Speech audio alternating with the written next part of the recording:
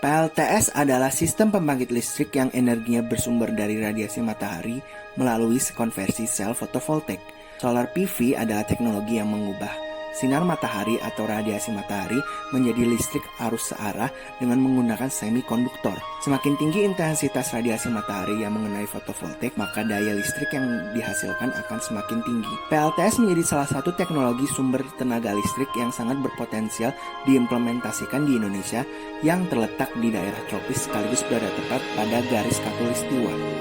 Cara kerja PLTS dimulai ketika panel surya mengkonversi energi matahari menjadi energi listrik.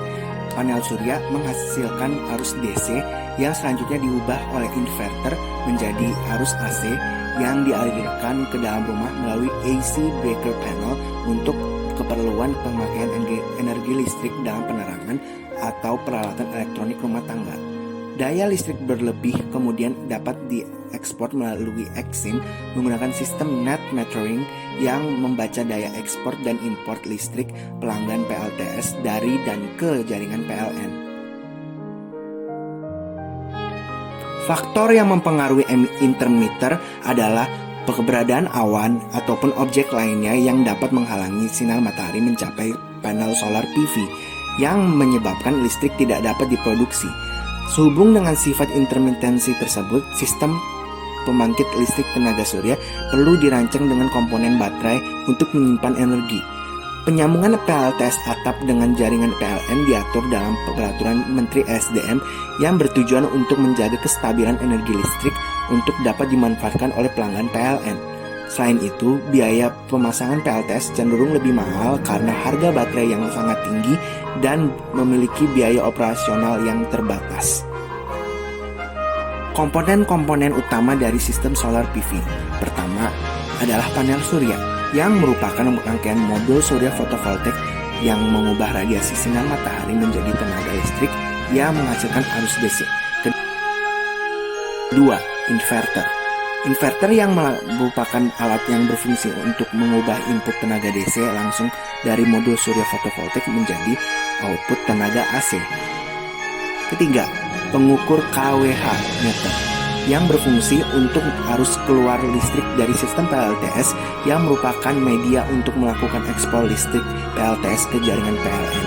Kemudian ada komponen pendukung. Pertama, panel distribusi AC yang berfungsi untuk membagi beban output inverter sesuai dengan kapasitas masing-masing beban. Kedua, DC breaker yang berfungsi sebagai pemisah panel surya dan inverter untuk menghindari terjadinya hubungan singkat.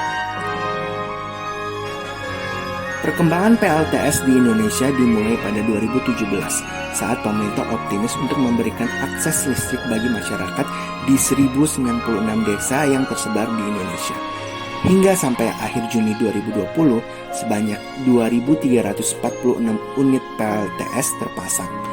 Dan ada lebih dari 1.300 pelanggan pasang baru dengan total kapasitas 11,5 MW.